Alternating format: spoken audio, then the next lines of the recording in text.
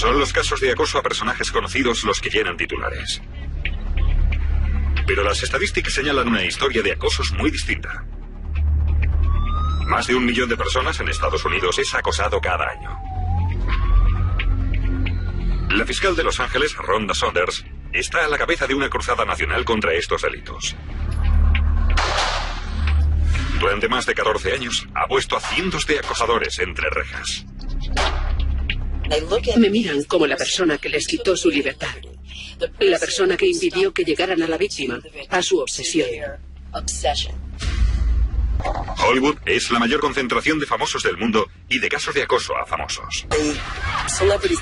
Las personas célebres quieren a sus fans, pero a veces los fans se alborotan demasiado. Y hay una fina línea que separa a un fan devoto de un acosador. Y es cuando cruzan esa línea que debemos preocuparnos. Esta zona es la que se conoce como Hollywood Hills. Y las casas aquí cuestan millones de dólares.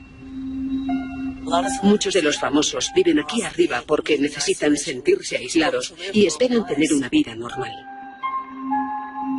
Sus casas son fortalezas con verjas altas y alambradas. La fama tiene un precio muy alto y no creo que muchas personas se paren a pensarlo.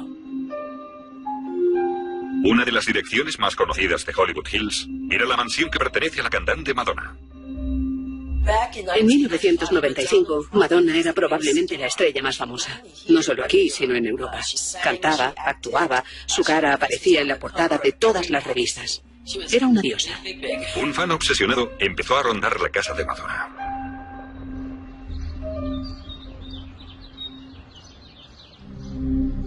El guardaespaldas armado de Madonna, Basil Stevens, vivía en la misma propiedad.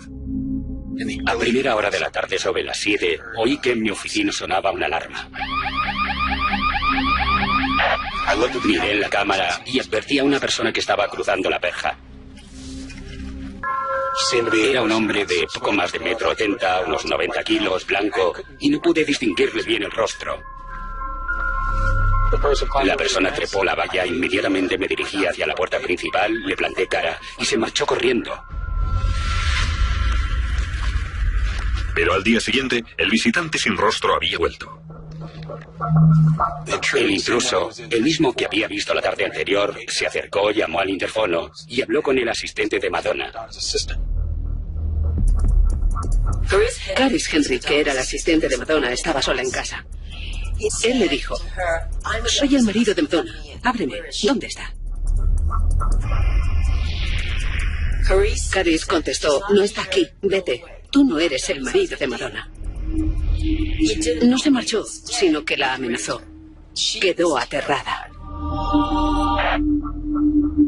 El hombre sacó una nota y la pegó en la caja metálica junto a la puerta. Aquel es el interfono donde esa persona dejó la nota.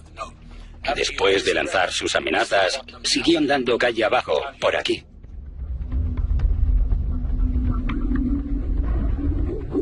Madonna estaba haciendo jogging hacia su acosador sin saber que estaba a punto de tener un estrecho roce con la muerte.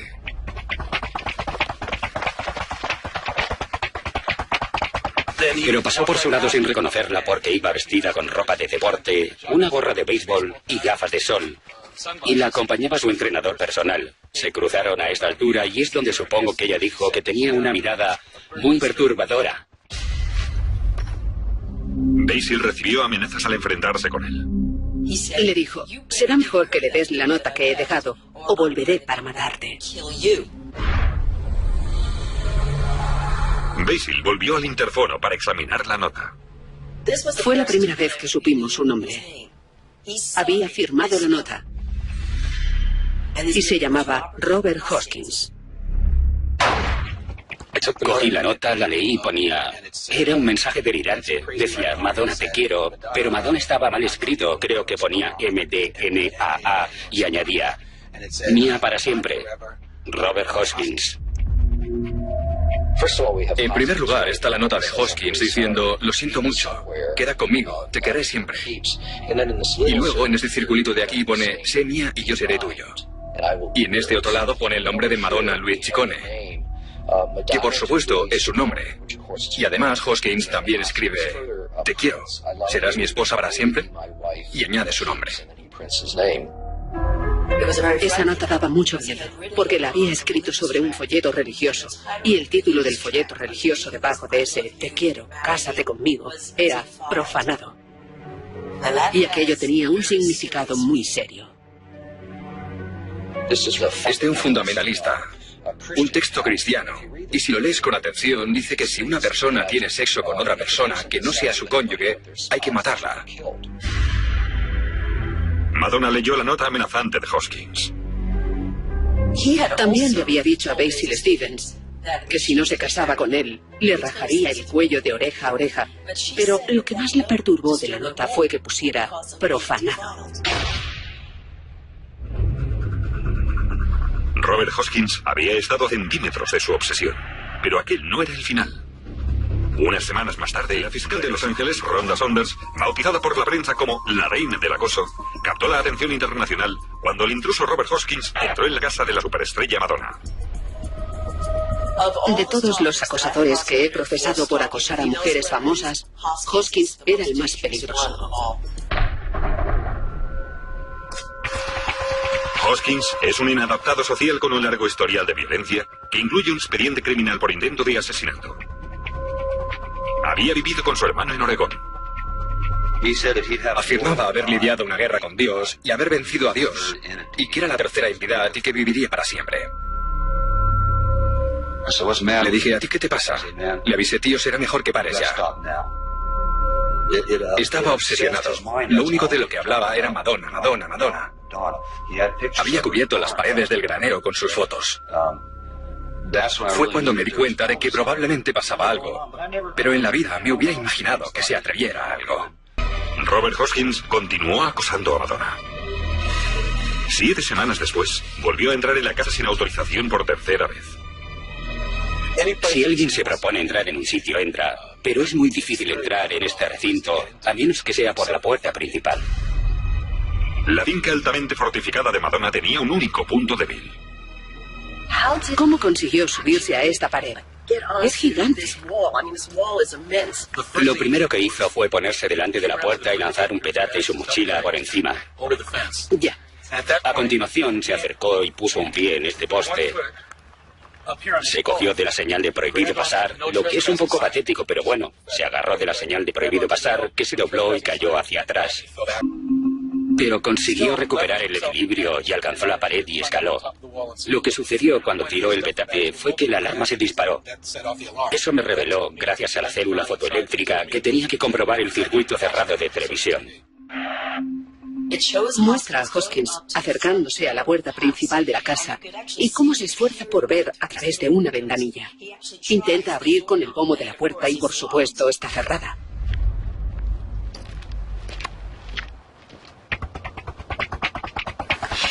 Luego coge la mochila y la lanza sobre el techo de un aparcamiento cubierto. Y el aparcamiento cubierto da a la zona de la piscina y a los dormitorios de la casa. Los delirios de Hoskins son cada vez más estrambóticos. Actuando como si la mansión fuera su casa, se da un chapuzón en la piscina de Madonna. Debido a la anterior amenaza de muerte, no quise acercarme solo. Alarmado por la presencia de Hoskins en la casa, Basil pide refuerzos a seguridad. En 2 o 3 minutos, Hoskins bajó del techo del cobertizo para coches donde está la piscina, calado hasta los huesos y en ropa interior, y nos pidió que nos marcháramos. Intentamos convencerle para que bajara del techo diciéndole, baja, hablemos como personas, pero nos gritó y volvió a la piscina.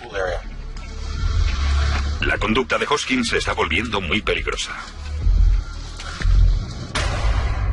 Su modo de dominar a las personas es con el miedo. Y sabe meterte miedo. Sabe meterte miedo. Dijo que nos mataría y creo que comentaba cosas como que habíamos entrado ilegalmente en su propiedad y que era el marido de Madonna y que le dejáramos en paz. Pelearía sin pensarlo. Hoskins amenaza de nuevo a Basil con matarle. Te mataré, te mataré. Y se abalanza hacia Basil. Recuerdo que con una mano me cogió la garganta y la otra la dirigió hacia mi arma. Basil intentó apartarle varias veces, pero Hoskins se empeñaba en atacarle. En ese momento conseguí apartarlo de mí, pero se acercó otra vez. Saqué el arma y le ordené que se detuviera, porque temía por mi vida y tenía miedo de que me arrebatara el arma, y disparé 2 tiros. En las noticias vi que habían disparado a un hombre en la finca de Madonna y supe que era mi hermano. Supe al instante que era él.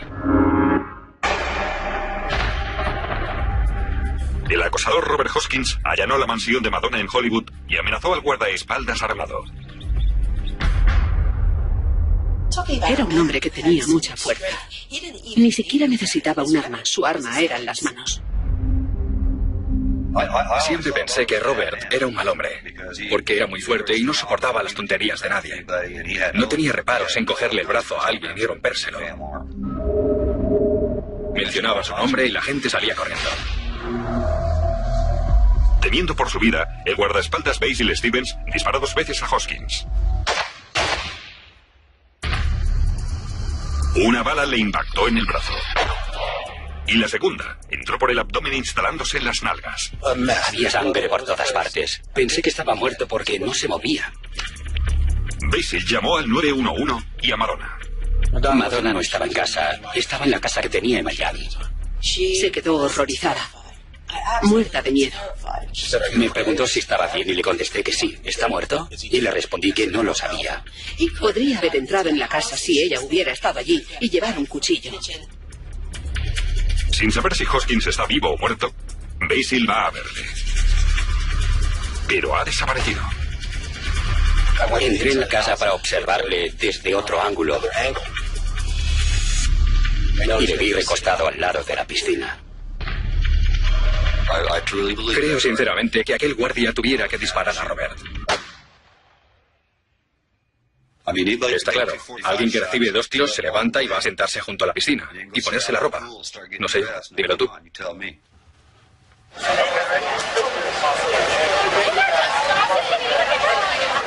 Al cabo de 25 minutos había helicópteros de periodistas y de policía sobrevolando la casa. Vi por las noticias que un hombre había sido abatido en casa de Madonna y supe enseguida que era él. No me cabía la menor duda. No mentía. Le había estado acosando. Así que era él.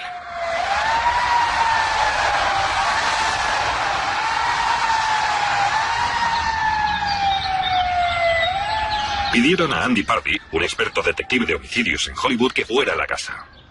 Cuando llegué, ya había 50 camiones, radio, cámaras, periodistas por todos lados. Al sentarme a hablar con Basil, me dejó las dudas sobre su motivo para disparar y tuve muy claro que se trataba de una persona mentalmente perturbada que estaba acosando a un personaje destacado. Hablé con la señora Hoskins y su hijo. Robert le contó que estaba obsesionado con Madonna.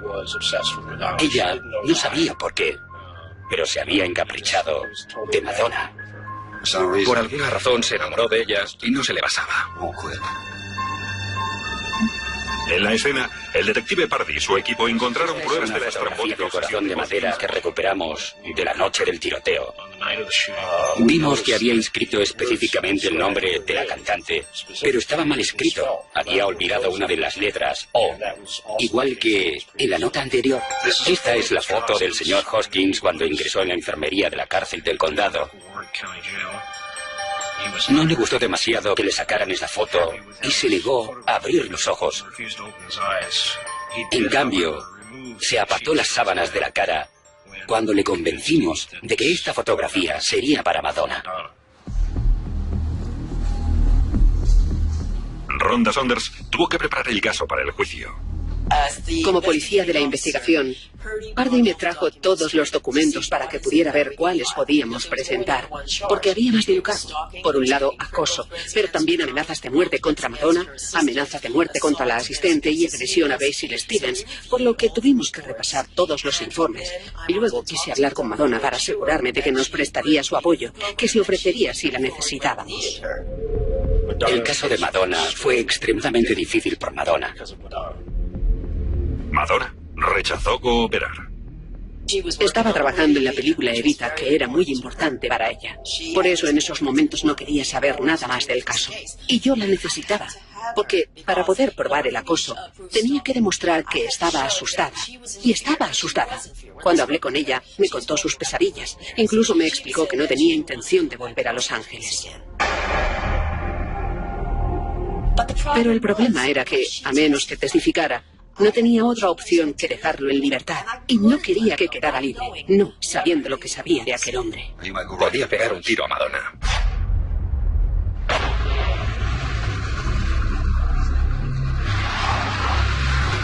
La fiscal Rhonda Saunders estaba preparando el juicio contra el acosador de Madonna, Robert Hoskins. Pero ella se negaba a testificar. Sin ella, no había caso. En mi oficina estaban muy furiosos. Invertimos mucho tiempo y recursos en ello. Y ella no quería saber nada del tema. Quería olvidarse completamente de lo sucedido. Rhonda obtuvo una orden exigiendo a Madonna que compareciera en el juicio o se enfrentaba a un arresto con fianza de $5 millones. Madonna sabía perfectamente que debía ir al juzgado, así que mantuvo en secreto su regreso a la zona, pero descubrí que estaba en la casa. El detective Pardy la encontró haciendo jogging. Le dije que traía una citación y que debía presentarse en el juzgado al cabo de 2 días, y le expliqué cuándo, dónde, a qué hora, lo que estipulaba la citación. Pero reacciona diciendo que no sabe quién soy y que me vaya. Me dice que hay algo que debo saber de ella, y es que nunca hace lo que le ordenan los demás, que hace lo que quiere y va a donde quiere ir. Pardy no tiró la toalla e insistió en dar la citación a Madonna. Y cogí la citación para ponérsela en el brazo mientras corría, pero ella levantó el brazo y la dejó caer sobre la acera pisándola. Así que tenía la citación con las huellas de sus zapatillas y dije, señoría, se la hemos entregado y estas son sus pisadas. Finalmente compareció 2 días más tarde. Entró y recuerdo que llevaba los cabellos fuertemente recogidos hacia atrás, con apenas maquillaje. Llevaba un traje negro y liso. Madonna subió al estrado y actuó como una estrella. Estuvo maravillosa. Estaba tan tranquila. Explicó al jurado que no quería comparecer porque aquel hombre la había asustado mucho. Testificó. Respondió a las preguntas muy bien. Hoskins estaba muy tranquilo pese a la gravedad de la situación. Sonreía. Incluso tarareaba las canciones de Madonna. No sé si el jurado le oía, pero yo sí. Una de las preocupaciones en casos de acoso a famosos y personajes públicos es que en el momento en que la víctima sube al estrado, está satisfaciendo una fantasía o un objetivo del acosador, que es conseguir algún tipo de proximidad o contacto personal. Y él sabía que había tenido su minuto de fama, que su nombre se relacionaría con el de Madonna. Aquí, sentada en el estrado, puedo entender lo que sintió ella, con el acusado a apenas 4,5 metros de distancia. Y de hecho, ella declaró que ir al juicio y sentarse tan cerca del hombre que había amenazado con rajarle el cuello de oreja a oreja le estaba removiendo el estómago. Robert Hoskins fue condenado por 3 delitos graves. Un cargo por amenazas terroristas, un cargo por agresión y un cargo por acoso. Fue sentenciado a 10 años de cárcel. Si hubiera matado a Madonna, se había labrado un nombre en los libros de historia. Nadie hubiera olvidado jamás su nombre. Y Robert Hoskins tampoco ha olvidado a Madonna. En el interior de su celda, Hoskins continúa con su obsesión. Manda una foto de Madonna de vez en cuando y una carta, lo que refleja que sigue obsesionado con ella. No importa lo que esos terapeutas piensen, por las cartas se reconoce su obsesión. Está cumpliendo la sentencia máxima, que eran 10 años en prisión. Y luego pudimos ampliarla porque lo evaluaron y determinaron que seguía siendo un peligro para la comunidad. Así que ahora está ingresado en el hospital psiquiátrico. ¿Sabes la clase de odio que se acumula en un hombre como él en 10 años de encarcelamiento? Puede engañar. Puede engañarles. Y entonces lo soltarán. Y amársela de Dios. Hay que mantenerle encerrado para siempre. El día que salga me compraré una pistola y la llevaré siempre encima. Y si sale, no me cabe duda de que irá a buscarla donde esté. O que vaya directamente y le dispare. Las víctimas de acosadores no siempre son ricos y famosos. La mayoría de casos que pasan por mis manos son casos de violencia doméstica. La vida de una ama de casa del extrarradio es una pesadilla. Este tipo de casos son los más peligrosos. Rhonda Saunders ha tratado más de 1000 casos de acoso desde que empezó a trabajar como fiscal en Los Ángeles. Cada uno de sus expedientes contiene una nueva víctima, una serie nueva de hechos y un nuevo acosador. Nada más lejos del estilo de vida de los famosos en Hollywood. Sharon Wilson era una ama de casa normal con 3 hijos en el extrarradio de Los Ángeles. Pero su historia se apartaba mucho de ser normal. El acosador de Sharon no era un desconocido. Estaba en su propia casa. Más del 80% de los casos de acoso que vemos y que la gente conoce en el país son situaciones domésticas. Son el tipo de casos que suelen terminar en alguna clase de violencia o muerte de la víctima.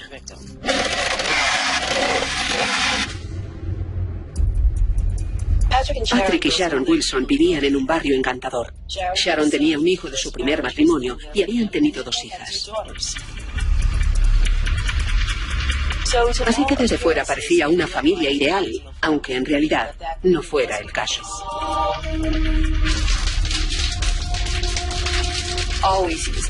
Él se enfada siempre por todo, por cualquier cosa que no salía bien. Su respuesta era la rabia.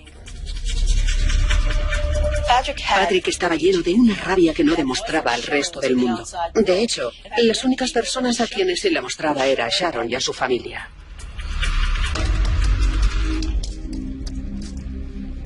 El matrimonio empezó a ir mal cuando yo empecé a faltar en casa.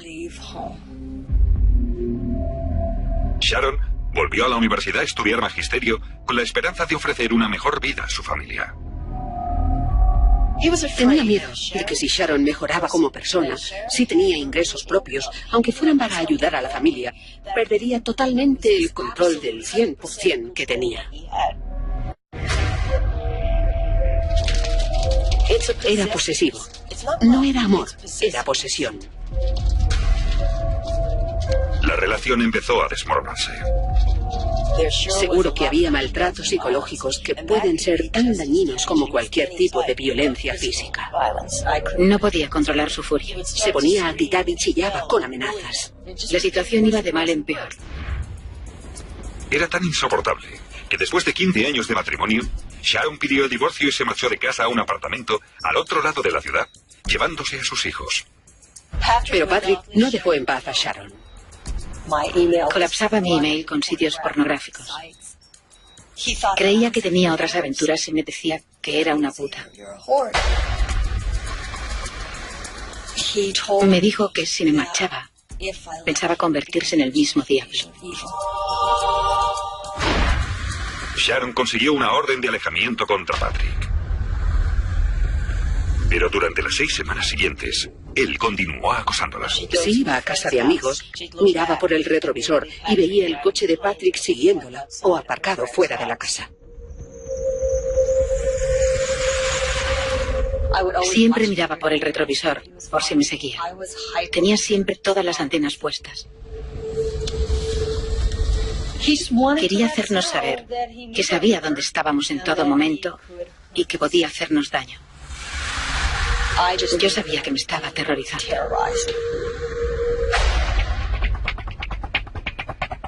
3 meses después, el divorcio era efectivo. Concedieron a Sharon la custodia de los niños y la casa de $250,000. Le invadió el odio. Se puso hecho una fiera. Y fue entonces cuando comenzó con su cólera de destrucción total. Los vecinos empezaron a escuchar ruidos muy extraños en mitad de la noche. Ruidos de sierra o de taladro. Para huir de los malos recuerdos, Sharon continuó en su apartamento en la otra punta de la ciudad. Mientras, Patrick hizo una visita a la casa.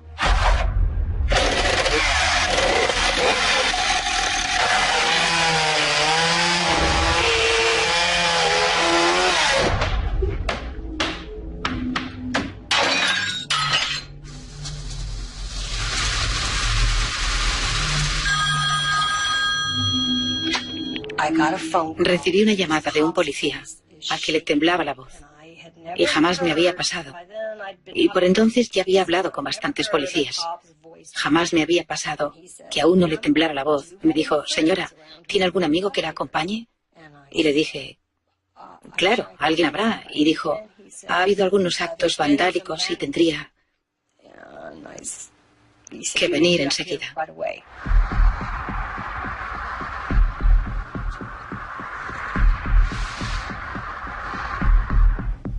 Sharon se reunió con el sargento Joe Koch en la casa. Nada más entrar en la casa, lo primero que se veía era un mensaje escrito en la pared de peligro, prohibido entrar. Y te dabas cuenta que era más que un acto de vandalismo aleatorio. Y aquí se ve un corte que atraviesa la principal viga de apoyo. Lo cruza todo hasta el techo. No hay forma de repararlo. Cambiar la viga implicaría mucho trabajo y eso habría que hacerlo por toda la casa. El inodoro también estaba completamente destrozado, probablemente con un martillo o algún objeto pesado. Y mientras caminábamos notábamos cómo cedía el suelo a nuestros pies. De hecho, le había dicho a la señora Wilson que si escuchaba algún ruido extraño, lo que fuera, se girara y corriera hacia afuera. Bajamos al sótano y las vigas de apoyo que sostenían la casa estaban cortadas. Aquí es donde estaba el poste, justo aquí. Hay un corte en la moqueta y estaba clavado allí. Se ven los clavos que sobresalen, que sujetaban originalmente la viga. Los desperfectos eran tales que sentí como si hubieran violado la casa. Si quieres destrozar una casa, no se me ocurre otra forma mejor a menos que utilices un bulldozer. Toda la casa estaba destrozada. Era imposible repararla. Tuvieron que tirarla toda abajo. Con su casa y matrimonio destrozados, Sharon no tuvo más remedio que vender la propiedad e intentar continuar con su vida. Para ella fue un duro golpe, pero no se esperaba lo que vino después.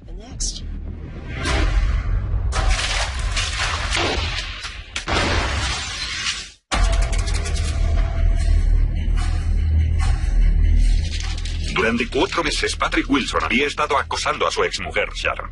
Finalmente, la violencia escaló.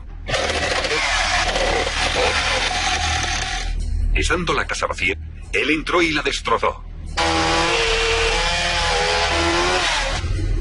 Luego, Patrick desapareció. Creí que se había ido, que empezaría una nueva vida. Lo teníamos asumido y por eso me afectó tanto que regresara. 2 días después de destrozar la casa, Patrick volvió.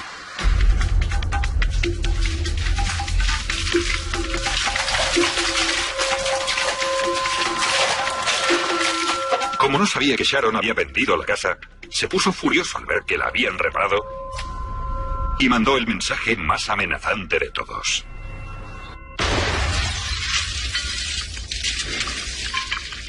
Sobre las 9:30 de la noche, los vecinos escucharon un ruido que parecía una bomba. Fui a la cocina y escuché una explosión. Miré al otro lado de la calle y vi una puerta de cristal saliendo despedida. Luego, por supuesto, llamaradas por todas partes. El garaje estaba aquí mismo y ardía con fuerza.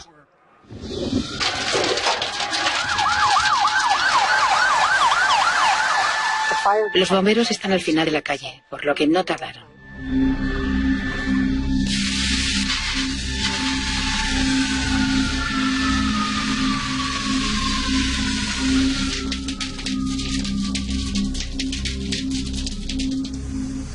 Llamaron a la escena al investigador en incendios Mike Digby.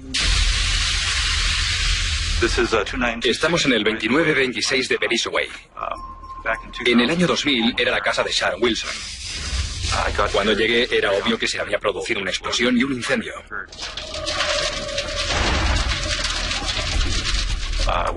Revisé la casa con los bomberos y observé rastros de vertidos, lugares donde habían vertido gasolina. Se veían los rastros de gasolina. Abrió cientos de huecos en las paredes de carga. Había puesto gasolina en los agujeros.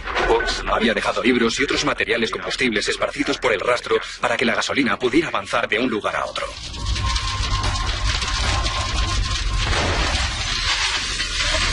Lo único que sabía es que debía confirmar que se había producido un delito e indagar hasta dar con el culpable.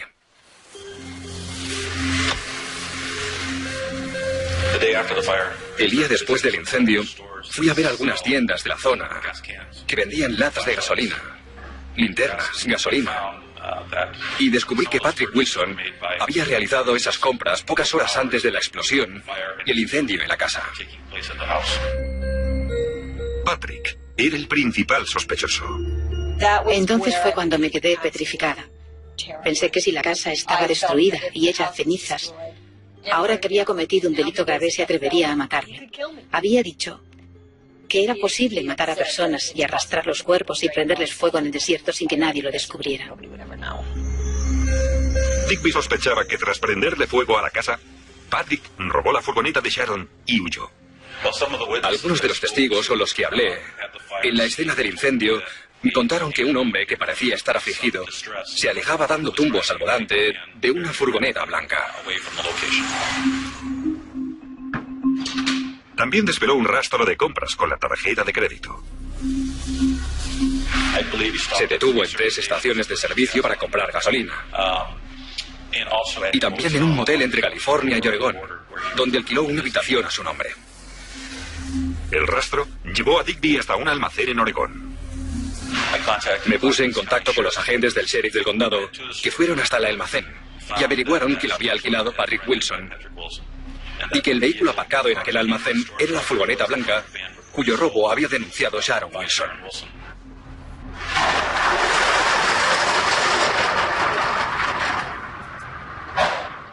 El detective Digby lo tenía todo. Las pruebas de haber comprado garrafas de gasolina, de compras de gasolina, la compra de una sierra eléctrica, porque Patrick había comprado la sierra aquí, en California. Incluso encontró las cerillas que Patrick había usado para prender fuego. Patrick fue arrestado por la policía que lo llevó hasta Digby, donde fue confrontado con las pruebas que lo inculpaban. Patrick Wilson dejó caer la cabeza y las manos sobre la mesa así, y se echó a llorar.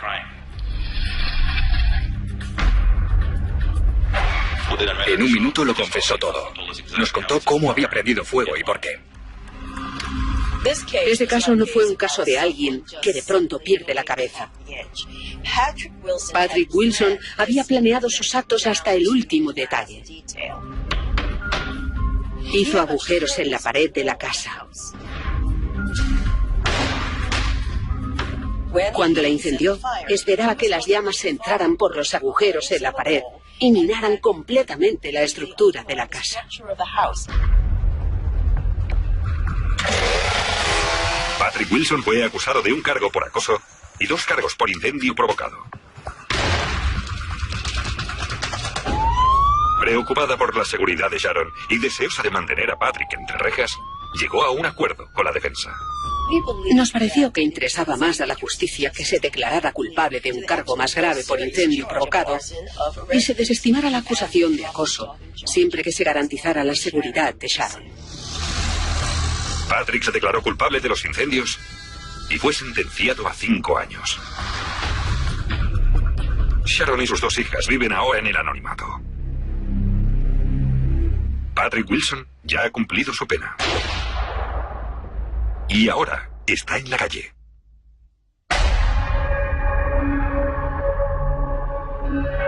El acosador de Madonna, Robert Hoskins, permanece confinado en un centro psiquiátrico. Aún se desconoce la fecha de su puesta en libertad.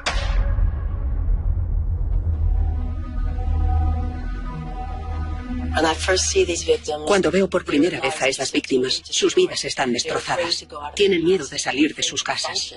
Tienen miedo de funcionar como seres humanos.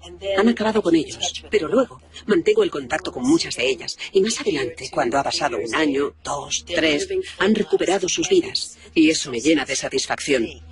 Ver que tengo un trabajo que me permite ayudar a las personas. Quizás salve una vida aquí o allí, así que es el mejor trabajo que podría hacer.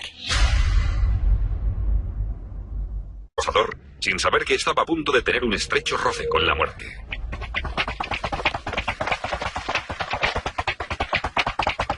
Pero pasó por su lado sin reconocerla porque iba vestida con ropa de deporte, una gorra de béisbol y gafas de sol. Y la acompañaba su entrenador personal. Se cruzaron a esta altura y es donde supongo que ella dijo que tenía una mirada muy perturbadora. Basil recibió amenazas al enfrentarse con él. Le dijo, será mejor que le des la nota que he dejado o volveré para matarte. Basil volvió al interfono para examinar la nota. Fue la primera vez que supimos su nombre. Había firmado la nota y se llamaba Robert Hoskins. Cogí la nota, la leí y ponía... Era un mensaje delirante. Decía, Madonna te quiero, pero Madonna estaba mal escrito. Creo que ponía MDNAA y añadía, mía para siempre, Robert Hoskins. En primer lugar está la nota de Hoskins diciendo, lo siento mucho, queda conmigo. Que necesitan sentirse aislados y esperan tener una vida normal. Sus casas son fortalezas con verjas altas y alambradas. La fama tiene un precio muy alto y no creo que muchas personas se paren a pensarlo. Una de las direcciones más conocidas de Hollywood Hills era la mansión que pertenece a la cantante Madonna. En 1995, Madonna era probablemente la estrella más famosa. No solo aquí, sino en Europa. Cantaba, actuaba, su cara aparecía en la portada de todas las revistas. Era una diosa. Un fan obsesionado empezó a rondar la casa de Madonna.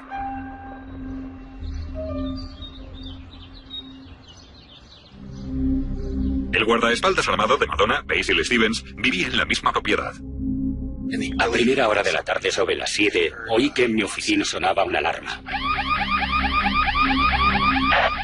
Miré en la cámara y advertí a una persona que estaba cruzando la verja.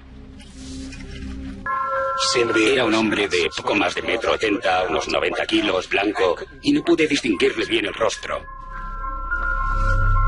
La persona trepó la valla, inmediatamente me dirigí hacia la puerta principal, le planté cara y se marchó corriendo. Pero al día siguiente, el visitante sin rostro había vuelto. El intruso, el mismo que había visto la tarde anterior, se acercó, llamó al interfono y habló con el asistente de Madonna. Caris Henry, que era la asistente de Madonna, estaba sola en casa. Él le dijo, soy el marido de Madonna, ábreme, ¿dónde está? Caris contestó, no está aquí, vete, tú no eres el marido de Madonna. No se marchó, sino que la amenazó. Quedó aterrada. El hombre sacó una nota y la pegó en la caja metálica junto a la puerta. Aquel es el interfono donde esa persona dejó la nota. Después de lanzar sus amenazas, siguió andando calle abajo, por aquí.